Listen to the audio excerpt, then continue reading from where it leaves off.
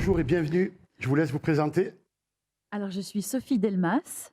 J'ai le grand bonheur donc, de faire partir de cette magnifique aventure de l'île au trésor, dans lequel j'aurai le plaisir de défendre non pas un, mais deux rôles, Waouh.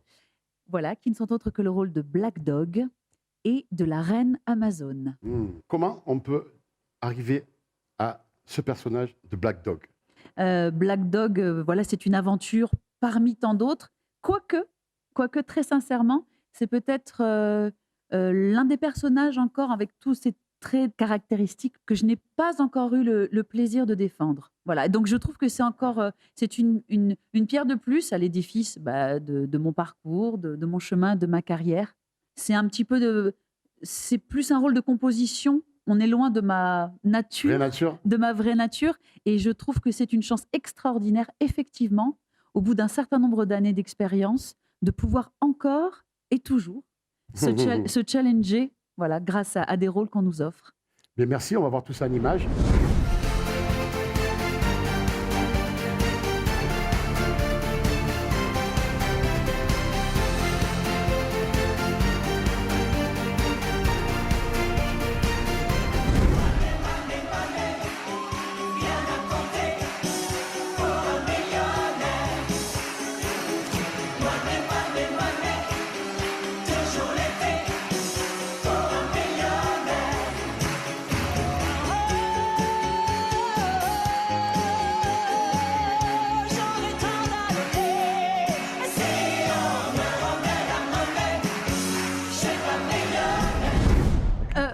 Waouh, non, c'est toujours très, pas déstabilisant, non, touchant en fait, Touchant. de voir juste en quelques images des choses qui ont été très importantes pour moi dans ma vie.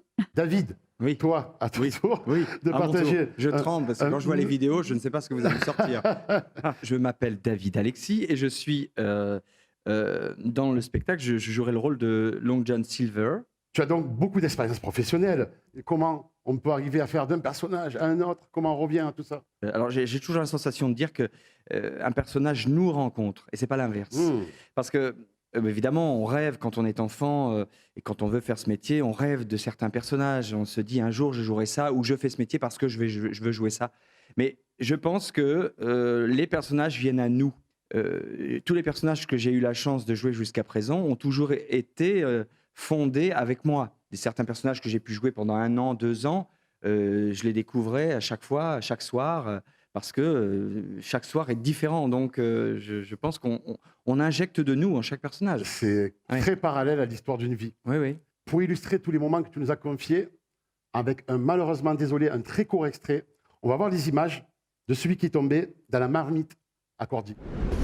Alors maintenant, on va te retrouver, on a enregistré ça il y a quelques heures, avec un garçon qui s'appelle David Alexis. Oui. Alors dis-moi un petit mot de lui. C'est un fan de toi depuis toujours. Oui, Et que tu j'en as ai conseillé, plusieurs que comme tu as pris ça, un peu oui. sous ton aile. Oui, mais il y en a plusieurs comme ça qui sont tombés dans la marmite Cordy quand ils avaient 6 ans.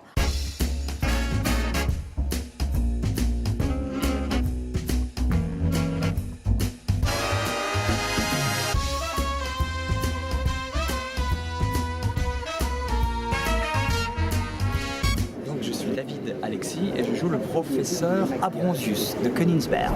N'essayez pas de me tromper, de me berner, de me duper, car vous savez qu'en vérité, je ne crois qu'en la vérité, je n'ai confiance qu'en la logique et la science. Si tu me le dis, c'est pour mon bien. Comprends-moi bien, ton destin est entre tes mains. Si je laisse passer le bon train. Moi, je n'y pourrai plus rien. D'accord. Oh yeah.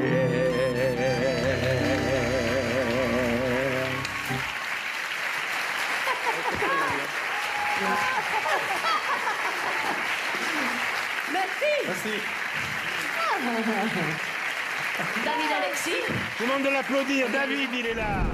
C'est émouvant parce que je sais que voilà, Annie est partie dans un autre pays il y a quelques temps. Donc du coup, quand je vois ces images, je sais que tout vient d'elle. C'est drôle parce qu'à chaque fois que je lui disais, tu sais, Annie, je te dois tout. Elle me dit, mais je n'ai rien fait, je ne fais rien, j'ai rien fait. Je dis, ben si, parce que si tu ne m'avais pas répondu Un certain jour, quand j'avais 9 ans, je lui avais écrit une lettre en lui disant Wow. que j'admirais ce qu'elle faisait. Elle faisait des claquettes, elle dansait, elle chantait, jouait la comédie, elle faisait plein de choses. Et je lui avais dit, je veux faire comme vous. Et elle m'avait répondu en me disant, mais je ne peux rien faire pour vous. Mais par contre, je vous demande juste une chose, c'est de me tenir au courant de votre progrès. Ouais. Et ce jour-là, quand elle m'avait donné cette phrase, j'ai encadré cette lettre.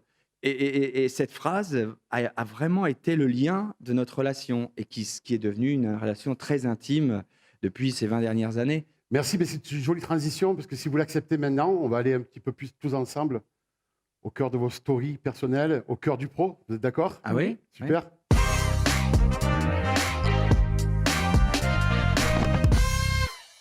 Sophie, tu es née d'une famille d'artistes. Tes grands-parents étaient chanteurs d'opéra et d'opérette. Oui. Tu vis ça de l'intérieur et à 17 ans, tu débutes ta carrière qui va s'enchaîner sur de nombreux spectacles. L'année de mes 8 ans, effectivement, j'ai participé, ça a été mes premiers pas sur scène. Mon grand-père avait dirigé une très grande troupe amateur, mais quand même, voilà, très confirmée. D'accord. Et il a monté sur scène la Révolution française. Et j'ai joué, je m'en souviens, le rôle du dauphin, du petit dauphin, du fils du roi, où j'avais 3 phrases chantées. Super. Donc ça a été mes premiers pas sur scène, mais très sincèrement, je ne crois pas que j'étais dans le ah, je veux devenir quelque chose, je veux chanter, je veux chanter. Bref, ma vie a basculé à ce moment-là. Ça s'est imposé à moi. J'ai même, je l'avoue, quitté l'école, Ah, le cursus scolaire, donc très tôt, à l'âge de 16 ans et demi. Et là, c'est enchaîné. Je n'ai jamais arrêté de chanter depuis ce moment-là. Et donc, depuis, j'allais dire, les années 2000, commencé voilà, ce parcours un peu plus pluridisciplinaire et qui, bon, n'a fait qu'être une passion grandissante. Mais en tout cas, j'ai toujours chanté. Ça, c'est sûr. ta Voilà. vie, c'est toi. Oui, c'est moi. D'ailleurs, tu crées, dans ton histoire de vie, tu crées un spectacle qui s'appelle Hollywood. Oui. Et lors de la tournée, tu rencontres Pierre Cardin. Oui. Pas des moindres. Oui. Qui est séduit par ta voix. Oui. Il t'ouvre les portes de l'opéra de Saïgon. Oui. Avec un récital Oui. de la chanson française.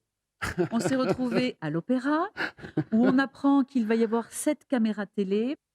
La salle était pleine de Magnifique. gens assez illustres, bien sûr de la ville. Ou Tant qu'à faire. Voilà. Et je crois que c'était, paradoxalement, ça a été sur le moment, un des pires moments de notre existence, dans le sens où on s'est rendu compte de la responsabilité Responsabilité. et de la pression incommensurable que nous avions sur Ah nos ouais, épaules. quand même. Et tout d'un coup, il s'est mis au piano. J'ai démarré je me souviens j'étais dans un état un peu nébuleux, parce que on a quand même toujours peur, hein, même au bout d'un certain nombre Je d'années. confirme. Et on est d'accord. Ah oui. Et ça s'est transformé en 2 heures, une espèce, vous savez, d'apnée dans le temps et dans notre vie. Alors, à David, maintenant, Oui. le partage de ton Alors. histoire. Donc, toi, tu es né à Cherbourg. Oui, je suis normand C'est ça. Welcome. et j'ai de la famille à Marseille. Ah, Je les embrasse d'ailleurs. mais nous aussi. Donc, tu débutes ta profession dans les arts de rue. En parallèle, tu fais une formation de chant, de danse, de piano, de claquettes. En fait, finalement, qu'est-ce que tu fais pas, quoi? Oui, je fais même la cuisine aussi. Ah, ça, c'est dans le privé. Mais- T'es libre ou pas J'ai dit, on va- Parce que- Mais- non, en fait, oui. À la base, je suis un enfant de forain. La fête foraine, à l'époque, c'était très itinérant, fatigant. Puis ça me montrait pas, comment dire, ça me montrait une liberté, mais qui n'était pas celle que je devais Et chercher. dans le je pense. ressenti, c'était pas. Oui, voilà, je c'est ton être. voulais aller chercher autre chose. Voilà. Mais ce petit garçon, à un moment, il devient jeune adulte. Oui. Donc, il faut qu'il fasse une formation. Ben, Ouais, oui, il y a bien ce sûr. parcours-là, comme on dit, je vais devenir un pro, je vais pas vivre de ça. Vous savez, j'ai toujours eu la sensation que je rêvais ma vie jusqu'au moment où j'ai décidé de vivre mon rêve. Et je me suis dit, c'est voilà, magnifique. je vais essayer de vivre de ce métier. Alors, ce qui est cette intéressant, c'est que pulsion. moi, on s'est confié que tu es épicurien, tu aimes vraiment la vie au sens large du terme. Oui, Et pourtant, on entend dans ton témoignage que tu as pu à la fois être un jeune festif qui a vécu pleinement ses expériences avec ses potes, ses amis, et en même temps, tu as bossé, quoi. Donc, il y avait cet équilibre des deux. mais de toute façon, ce métier n'est pas un métier facile, dans la mesure où il est fait évidemment de lumière, comme là, ce qu'on est en train de vivre, on rencontre des personnes, on est mis en lumière, mais derrière tout ça, il y a des heures, des minutes, des secondes de travail, et que ce ne sont pas que du travail physique où on est en répétition, où on apprend, mais on travaille tout le temps. On ne peut pas nous imposer de devenir comptable, prof d'anglais, Oui. je sais pas, maçon, etc. Si on ne l'a pas là, Donc, on il faut peut être soi. faire. Voilà. Il faut être soi. Je pense que la vie est trop courte pour ne pas se donner les chances de faire ce que l'on est. Bien sûr. Donc, merci beaucoup pour ce merveilleux partage. Mais merci J'aurais beaucoup. tellement aimé qu'on fasse plus longtemps. On reviendra. Voilà. Promis. On reviendra. Promis. Mais Ça, c'est un après l'autre. On reviendra.